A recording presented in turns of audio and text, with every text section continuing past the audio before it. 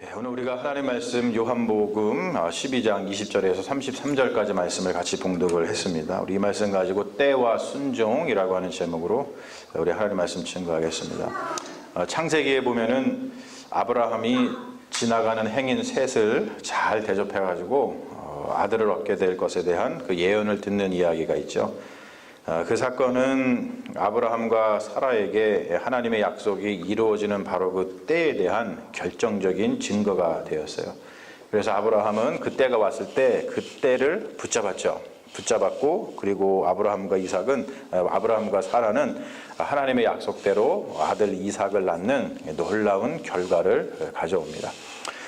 전도서 3장 말씀에 보면은 이런 말씀이 있죠. 밤사이에 기한이 있고 천하의 만사가 다 때가 있나니 날 때가 있고 죽을 때가 있으며 심을 때가 있고 심은 것을 뽑을 때가 있으며 죽일 때가 있고 치료할 때가 있으며 헐 때가 있고 세울 때가 있으며 울 때가 있고 웃을 때가 있으며 슬퍼할 때가 있고 춤출 때가 있으며 돌을 던져버릴 때가 있고 돌을 거둘 때가 있으며 슬퍼할 때가 있고 아는 때가 있고 아는 일을 멀리할 때가 있으며 찾을 때가 있고 잃을 때가 있으며 지킬 때가 있고 버릴 때가 있으며 찢을 때가 있고 꿰맬 때가 있으며 잠잠할 때가 있고 말할 때가 있으며 사랑할 때가 있고 미워할 때가 있으며 전쟁할 때가 있고 평화할 때가 있느니라. 이런 말씀이 있습니다. 이렇게 때가 얼마나 중요한지에 대해서 여러 가지의 때를 설명하면서 이것을 설명하는 것으로 볼 수가 있어요. 그리고 복음서에 보면은 예수님께서 계실 때에 그 당시에 복음을 전할 때에 그 잘 듣지 않는 그리고 오히려 예수님을 대적하는 사람들한테 그 세대를 향해서 책망하면서 이런 말씀을 하셔요. 우리가 너희를 향하여 피리를 불어도 너희가 춤을 추지 않고 우리가 슬피 울어도 너희가 가슴을 치지 아니하였다 함과 같도다. 여러분, 춤을 춰야 할 때는 어떻게 해야 되죠? 춤을 춰야 됩니다. 슬피 울어야 할 때는 울어야 돼요. 그런데 춤을 춰야 할 때 춤을 추지 않고 또 슬피 울어야 할 때 슬피 울지 않는 사람들, 여러분, 그런 사람들 참 쉽지 않습니다. 인간과 인간 관계에서도 때를 아는 것은 굉장히 중요한 소통의 문제입니다. 때를 안다는 것은 지금 내가 어떻게 행동해야 풍성한 생명을 나눌 수 있을까, 그것을 아는 아주 중요한 문제죠. 하지만 여러분, 인간 관계에서도 그럴진데 우리가 하나님과의 관계에서 때를 아는 것이 얼마나 중요한 일이겠습니까? 예수님께서 십자가에 자기 자신을 내어주어야 할 때가 언제인가? 우리가 성경을 읽으면서 공간복음 마태, 마가, 누가, 요한복음 이 4복음서 중에서 세 복음서를 읽을 때는 그것이 잘 드러나지가 않아요. 예수님께서 언제 자기 자신을 십자가에 내놓을 것을 아셨는가? 근데 요한복음에 보면은 그것이 아주 정확하게 나와 있는데 오늘 말씀이 그것이죠. 보면은 예수님께서 이제 내 때가 왔구나. 내가 이제 십자가에 나의 삶을 내려놓아야겠구나.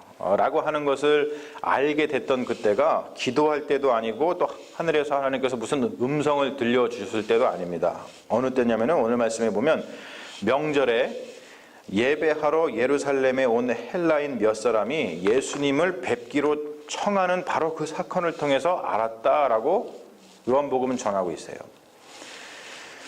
빌립과 안드레는 헬라식 이름이죠. 필립, 앤드류, 이것은 헬라식 이름입니다. 그러다 보니까 헬라인들이 와가지고 뭔가를 부탁을 할 때에 헬라 이름을 가졌으니까 당연히 그 헬라 이름을 가진 사람들한테 가서 뭔가 얘기를 했겠죠. 우리도 여러분 미국에 처음에 왔을 때 미국 사람들한테 가서 뭔가를 청하기보다 한국 사람들한테 가가지고 뭔가 청하는 거와 비슷한 거예요. 그런데 빌립과 안드레가 헬라인들의 요청에 따라서 예수님께 그 말씀을 전했어요. 예수님, 헬라인들이 예수님을 뵙기를 청합니다. 라는 말을 했더니 예수님께서 그 말을 듣고서 이렇게 말씀하셨다 그러죠. 인자가 영광을 얻을 때가 왔도다. 여러분, 이것은 요한복음의 굉장히 독특한 표현 방식입니다. 요한복음은 예수님의 순환과 죽음을 인자가 영광을 얻는 것으로 표현을 하고 있어요. 여러분 한번 생각을 해보세요. 순환과 영광을 받는 것, 순환과 죽음을 당하는 것이 어떻게 보면 좋은 일입니까? 나쁜 일입니까? 우리가 흔히 얘기해. 별로 좋은 일이 아니에요. 영광스럽지 못한 것입니다. 그런데 요한복음은 그것을 갖다가 인자가 영광을 받을 때가 왔다라고 표현을 합니다. 요한복음은 그래서 영광의 신학이라고 불리고 있어요. 근데 여기서 한 가지 질문할 것은 뭐냐면 어떻게 그 순환과 죽음, 우리가 언뜻 생각하기에는 순환과 죽음은 별로 좋은 것이 아닌데 그것이 영광이 될 수 있을까? 그것은 자신의 죽음을 설명하는 예수님의 말씀을 통해서 우리가 알 수 있어요. 자, 이 말씀을 가지고 인자가 영광을 얻을 때가 왔도다라고 하는 말씀을 하신 다음에 예수님이 무슨 말씀을 하시냐면 저 알아듣기 힘든 말씀을 좀 하십니다. 뭐냐면 내가 진실로 너희에게 이르노니 한 알의 밀이 땅에 떨어져 죽지 아니하면 한 알이 그대로 있고 죽으면 많은 열매를 맺느니라. 자기의 생명을 사랑하는 자는 잃어버릴 것이요 이 세상에서 자기의 생명을 미워하는 자는 영생하도록 보존하리라. 여러분, 이 말씀을 들으면 굉장히 심오한 말씀인 것 같고 이 말씀을 들으면 멋진 말 같아가지고 우리가 아멘 아멘 그러지만 정작 이 말씀의 뜻을 생각해 보면 이게 무엇의 뜻인지 굉장히 깨닫기 쉽지 않은 말씀입니다. 여러분, 이게 이런 말일까요? 이상하다. 땅에 떨어져 죽지 아니하면 자기의 생명을 미워하지 아니하면 안 된다라는 말씀을 하시는데 하나님께서 예수님께서 그래 우리 죽어라 미워해라 그런 말씀인가요? 그래서 우리가 거울을 보면서 I hate you 맨날 난 너를 정말 싫어해 I hate you 넌 죽어야 돼 이렇게 말씀하라는 뜻인가요? 여러분, 그러한 뜻이 아닌 것을 우리가 알고 있죠. 그런 뜻이 전혀 아닙니다. 밀알이 썩는다는 것은 해체하는 것이고 죽는 거예요. 밀알이 땅에 떨어져 썩는다는 것은 자기 자신을 해체하는 것이고 죽는 것을 의미합니다. 여러분, 밀알이 땅 속에서 썩는 것은 생명이 사라지는 것입니까? 그런 게 아닌 것이죠. 밀알이 땅 속에서 자기 자신을 썩힌다라고 하는 것은 생명이 사라지는 것이 아니라 생명의 변화를 이야기를 해요. 제가 이거를 가져왔는데 이게 안 되나요? 저기 보면은 있죠. 자, 저게 뭐냐면은 밀알이에요. 밀알을 해부한 겁니다. 자, 그런데 저 밀알 속에서 우리가 무엇을 보죠? 아무것도 안 보이죠. 아무것도 안 보입니다. 뭐가 보입니까? 저게 뭐가 보여요? 아무것도 안 보여요. 그런데 여러분 보세요. 넘겨보세요. 자, 밀알 안에는 저런 게 들어있어요. 또 한 개 넘겨봐 주세요. 밀알 안에는 저런 게 들어있습니다. 밀알 안에 저러한 생명이 들어있다는 것을 아무도 볼 수 없어요. 하지만 밀알이 땅 속에서 자기 자신을 내어놓을 때에 비로소 저러한 생명의 세계가 펼쳐집니다. 내어놓지 않으면 저러한 생명의 세계가 펼쳐지지 않아요. 그런데 밀알이 땅 속에서 자기의 생명을 내어놓으니까 저러한 생명의 세계가 펼쳐졌다는 것이죠.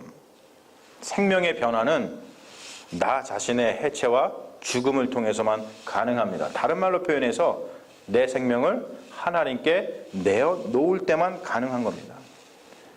그런데 문제가 있죠. 자기의 생명을 사랑하는 자는 자기의 생명을 해체하거나 죽음의 상태에 놓으려고 하지 않습니다. 다른 말로 표현해서 내 생명을 주님께 드리는 것을 싫어합니다.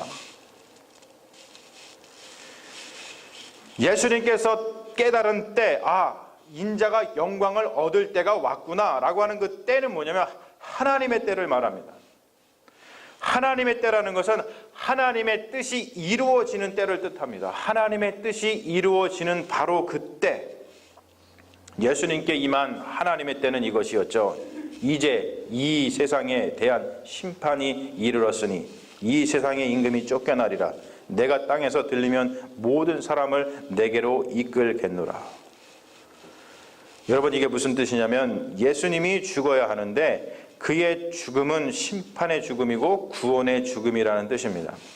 하나님과 소통을 하고 있고 그리고 그 소통하는 가운데 그 소통을 통해서 생명의 풍성함을 누리고 있다는 증거는 우리가 하나님의 뜻을 알고 그 하나님의 뜻이 이루어지는 때를 알아서 그 뜻을 위해서 우리 자신을 순종하는데, 즉 우리 자신을 하나님께 내어놓는 것을 통해서 내가 하나님과 가까이 지내고 있구나, 내가 하나님을 믿고 있구나, 하나님께서 나에게 생명을 주시는 분이라는 것을 고백하고 있구나 라는 것을 알게 되는 순간이라는 것이죠.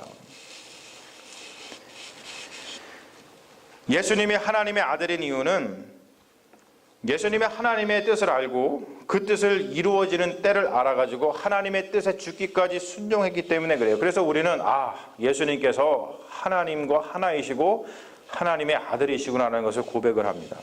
근데 여러분, 여기서 중요한 것이 있어요.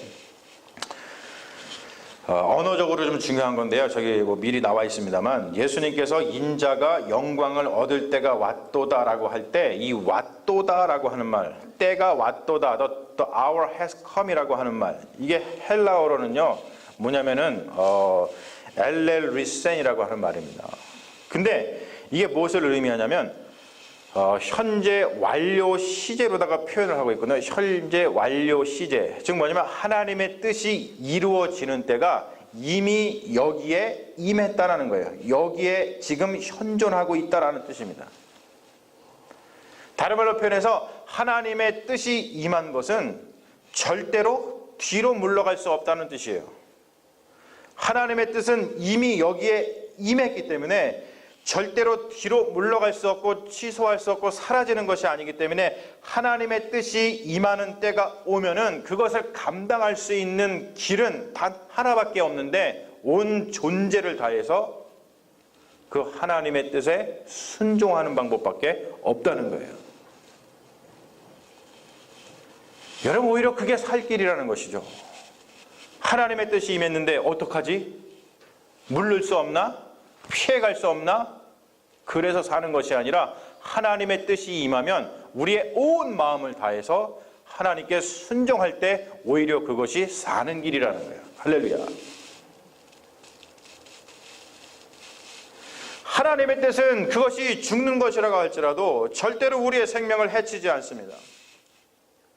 아브라함을 보십시오. 아브라함은 하나님께서 100세에 주신 그 아들, 하나님께서 아브라함에게 100세에 얻은 아들 그 이삭을 제사의 제물로 바치라고 얘기하셨어요. 그 말은 뭡니까? 하나님의 뜻이 이루어진 거예요. 임한 겁니다. 여러분, 그 뜻을 감당할 수 있는 길은 하나님 어떻게 100세에 얻은 아들을 바치시라 그럽니까? 라고 하면서 저항하거나 아니면 아들을 데리고 도망을 치거나 그래서 해결할 수 있는 문제가 아니고요. 하나님의 뜻이 임했을 때 그 뜻을 감당하는 길은 온 존재를 다해서 순종하는 방법밖에 없습니다. 그래서 아브라함이 어떻게 합니까? 아브라함이 아들 이삭을 바쳤어요. 그래 놀라운 일이 일어나죠. 오히려 그 순종이 이삭을 살리고 아브라함을 살렸습니다. 그래서 우리가 아브라함을 누구라고 부릅니까? 믿음의 조상이라고 부르는 거예요. 그래서 아브라함은 그 사건을 일컬어서 여호와 이레라, 하나님께서 모든 것을 준비해 주시는구나 라고 하는 그 신앙의 고백이 아브라함의 입술에서 나온 줄로 믿습니다. 그것만이 아니죠. 성경에 보면은 에스더서가 있어요. 에스더서에 보면은 모든 유다 백성을 죽이려고 하는 하만의 음모가 나옵니다. 그런데 그때에 온 유다인이 구원을 받게 되는 것은 누구 때문이에요? 에스더 때문입니다.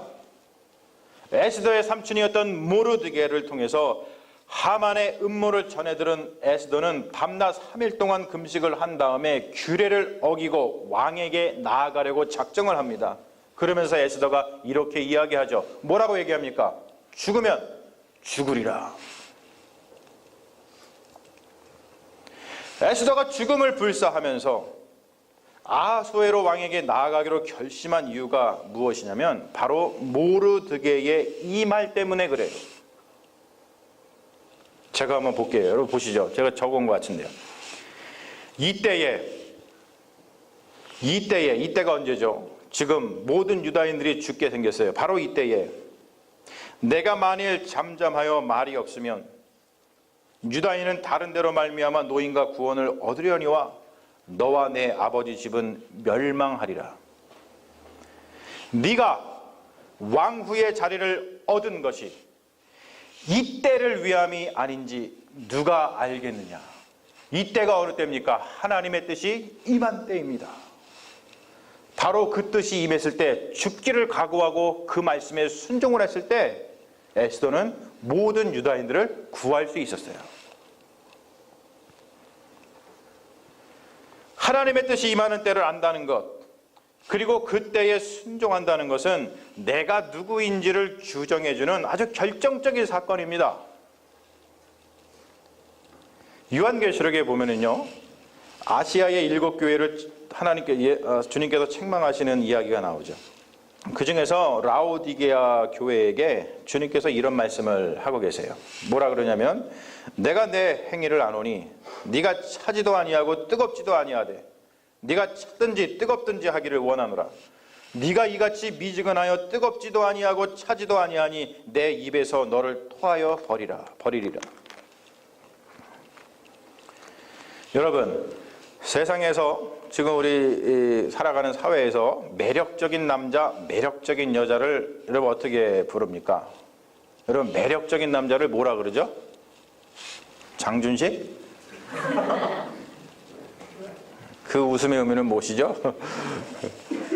뭐라 부르냐면 차도남, 차도녀 이렇게 불러요. 그렇죠? 도시의 차가운 남자, 차가운 도시의 남자, 차가운 도시의 여자. 여러분, 차든지 뜨겁든지 라고 하는 말은 뭐냐면 하나님의 말씀이 임했을 때, 하나님의 뜻이 임했을 때 거기에 반응하라는 뜻이에요. 하나님의 뜻이 임한 때도 모르고, 그리고 하나님의 뜻이 임하고 하나님의 말씀이 임했는데도 불구하고 순종도 안 하는 사람을 성경에서 뭐라고 부릅니까? 그런 사람을 갖다가 이방인이라고 불러요. 여러분, 우리는 이방인입니까? 아니면 우리는 그리스도인입니까? 여러분은 이방인입니까? 여러분은 그리스도인입니까? 무엇도 어떠한 신분을 가지고 지금 이 자리에 나와서 앉아 계시다고 스스로를 생각하십니까? 여러분은 누구세요? 우리는 누구입니까? 우리는 그리스도인인 줄로 믿습니다. 왜요? 당연하죠. 지금 이렇게 나와서 예배 드리고 있으니까요. 우리가 이렇게 예배 드리는 이유가 뭡니까? 하나님에게 반응하는 겁니다. 오늘 말씀에서도 보면은 명절에 예배하러 올라온 헬라인들이 예수님에게 아주 중요한 사건이 되었다는 것을 말해주고 있죠. 근데 여러분, 여기서 예배하다라고 하는 그 말, 헬라어의 말은 뭐냐면 프로스퀴네인이라는 말이에요. 프로스퀴네인. 우리가 프로스퀴네인이라고만 예배하다라는 말 들으면 아무 생각이 안 들지만 헬라인들은 이 말을 들었을 때에 예배드리는 어떠한 자세를 떠올렸어요. 뭐냐면 두 손을 높이 들고 무릎을 꿇고서 기도하는 것을 뜻합니다. 그것을 예배하다, 프로스퀴네인이다 라고 얘기했어요. 근데 유대인들에게 무릎이라고 하는 것은 뭘 의미하냐면 힘을 상징합니다. 힘. 나의 힘이 무릎에 있다. 그래서 우리가 기도할 때 이러죠. 주님, 무릎에 힘을 주세요. 그래야지 어떻게 하니까요? 일어날 수 있잖아요. 연세 드신 분들 왜 일어나기 힘드세요? 무릎에 힘이 없잖아요. 그러면서 무릎에 좀 힘을 주면서 일어나시려고 입에서 어구 이게 저절로 나오잖아요. 그렇죠? 그런데 우리가 무릎을 꿇고서 하나님께 두 손을 들고 기도한다는 뜻은 뭐냐면 여기에 있는 자기의 힘을 포기하고 만물의 주인이신 창조주 하나님께 내가 모든 것을 맡기고 하나님께 순종하겠다고 하는 뜻입니다. 사랑하는 여러분, 오늘 우리가 드리는 예배가 바로 그러한 예배인 줄로 믿습니다.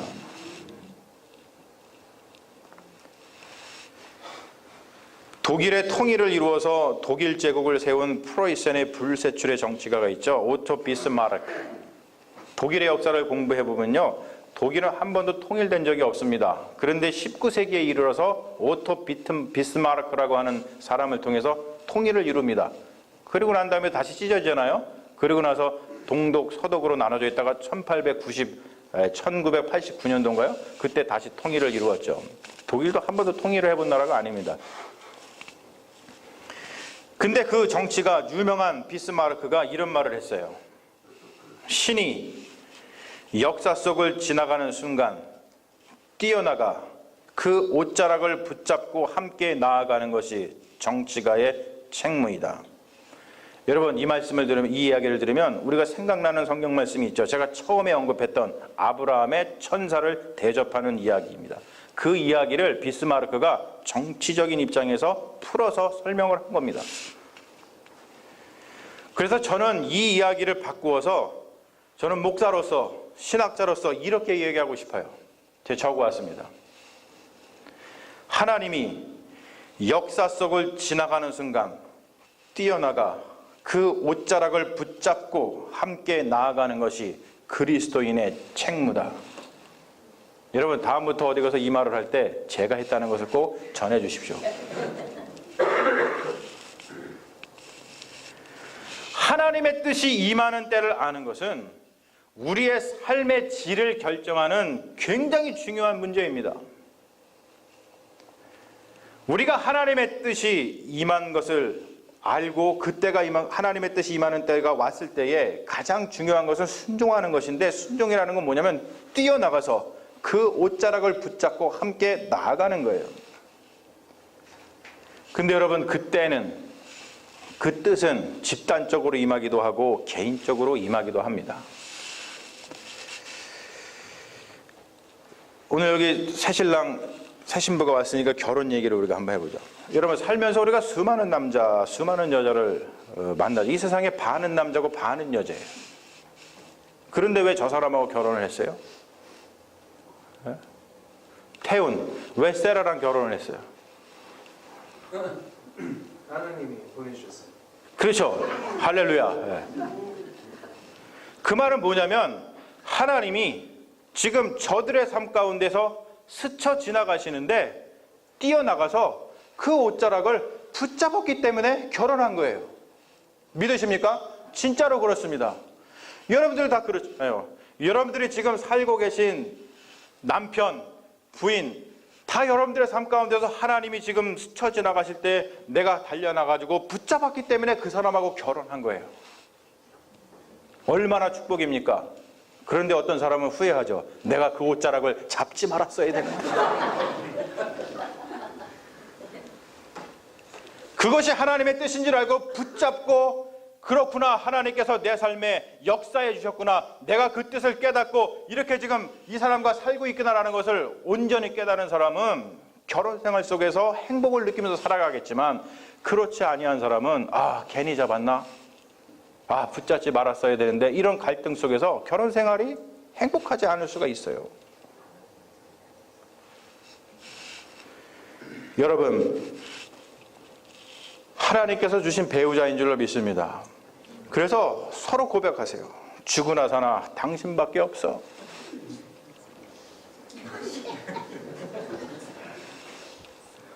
이 말을 하라고 시키시면 아마 여러분들 죽어도 못하겠다 그러실 거예요. 다른 말로 표현해서 당신은 내 삶을 지나가시는 하나님의 옷자락을 붙잡은 결과요. 얼마나 멋진 고백입니까? 우리가 이제 여름에 선교를 가고 교회 일을 여러 가지가 많이 있습니다만, 우리가 선교라고 하는 것도 그거잖아요. 하나님께서 그 선교 가운데 지나가십니다. 우리가 선교에 동참한다는 것은 그 선교라고 하는 그 사역, 그 역사를 지나가시는 하나님의 옷자락을 붙드는 거예요. 그래서 우리가 이번 여름 때 서울 선교 가잖아요. 나바오 인디안 선교. 그거 보고 지금도 가야 되나 말아야 되나, 하나님이 부르시는 것 같은데 순종해야 되나 말아야 되나. 제가 말씀드렸죠. 하나님의 뜻이 임할 때 그것을 돌파할 수 있는 방법은 뭐밖에 없다고요? 순종밖에 없다고요. 그냥 밀고 나가십시오. 주변, 여건, 환경 따지지도 묻지도 말고, 따지지도 묻지도 말고. 이게 무슨 말인지 웃으시를 않으시네. 한국 TV를 안 보시나? 따지지도 묻지도 말고 밀고 나가십시오. 여러분, 그게 썩어지는 미랄이 되는 거예요. 그래야지만 나를 통해서 선교의 많은 열매가 아름답게 맺혀지는 겁니다. 교회에 어떤 프로젝트가 있어요. 우리가 교회를 세워나가면서 여러 가지 프로젝트가 있지 않습니까? 그런 프로젝트 가운데 하나님께서 지나가십니다.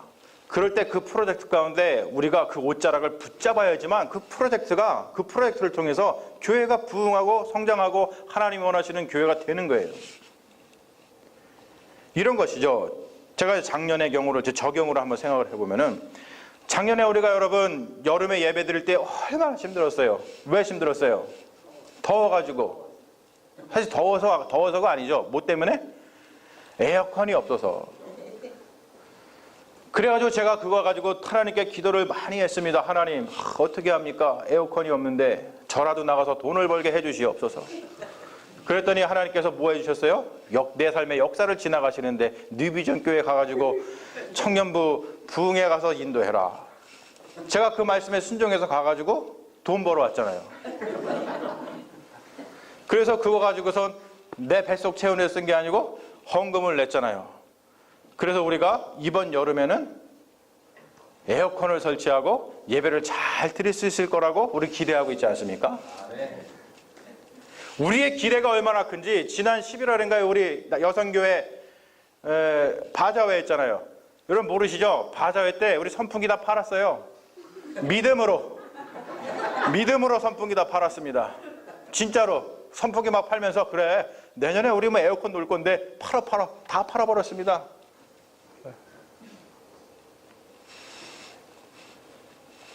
주님께서 어떠한 프로젝트에 헌신하라고 마음을 주시는데 우리가 이상하게 순종을 하지 못하면은 참 제 경험상 그러죠. 여러분도 경험하실 거예요. 재물이든 시간이든 이상하게 그것만큼 다른 곳에 허무하게 쓰게 하십니다. 우리가 시간이 없어서 우리가 물질이 없어서 하나님의 뜻에 순종하지 못하는 것이 아니라 우리가 믿음이 없어서 순종하지 못하는 것이겠죠. 사랑하는 여러분, 우리는 매일같이 주님께 이러한 기도를 드려요. 뜻이 하늘에서 이루어진 것 같이 이 땅에서도 이루어지이다. 우리가 열심히 예배드리고 기도하면서 말씀을 나누고 우리가 모여서 이렇게 친교를 나누는 이유는 우리가 잘 먹고 잘 살려고 그러는 것이 아니라 1차적으로 우리가 매일 기도하는 것처럼 뜻이 하늘에서 이루어진 것 같이 이 땅에서도 이루어 주시옵소서라고 기도하는 것처럼 하나님의 뜻이 임한 때를 분별하여서 그 뜻에 순종하기 위함임을 믿습니다. 내 삶의 역사를 지나가시는 하나님의 옷자락을 붙잡는 것, 여러분 그것이 믿음이고 그것이 영성이고 그것이 순종입니다. 이것은 우리가 하나님을 잠잠히 바랄 때 이룰 수 있는 인생의 가장 중요한 모멘텀이에요. 놓쳐버리면 안 됩니다. 우리의 역사 가운데 하나님께서 우리의 삶 가운데서 스쳐 지나가시는데 그 옷자락을 반드시 붙들어야죠. 사랑하는 여러분, 하나님의 뜻이 우리의 삶에 이루어지는 것만큼 우리에게 복된 일이 어디에 있겠습니까? 우리의 잠재력은 감추어져 있습니다. 저 하늘의 밀알의 그 씨앗을 받듯이 잠재력은 우리 안에 감춰져 있어요. 하지만 하나님의 뜻이 임할 때 바로 거기에 순종하면 우리가 어렸을 때에 뻥튀기 튀기듯이 요만한 쌀, 요만한 강냉이 가지고서 준씨가 뻥튀기 튀겨와라 라고 했을 때 이게 뭐 얼마나 될까 하고 가가지고 뻥튀기 아저씨한테 맡겼죠. 그랬더니 아저씨가 이렇게 오래 튀기더니 마지막에 뭐라 그래요? 뻥이요. 나는 뻥인 줄 알았어. 그게 뻥인지. 근데 그게 아니라 뻥 튀기고 나니까 엄청난 많은 양식이 거기서 나오고 이 쌀이 뻥튀기로 변하잖아요. 생명의 변화를 이루는 겁니다. 그런 것처럼 생명의 열매를 맺는다는 거예요. 여러분, 이 얼마나 보람차고 기쁘고 즐겁고 행복한 일입니까? 이 얼마나 의미 있는 인생입니까? 사랑하는 여러분, 때를 분별하십시오. 그리고 그 때가 임했을 때 순종하십시오.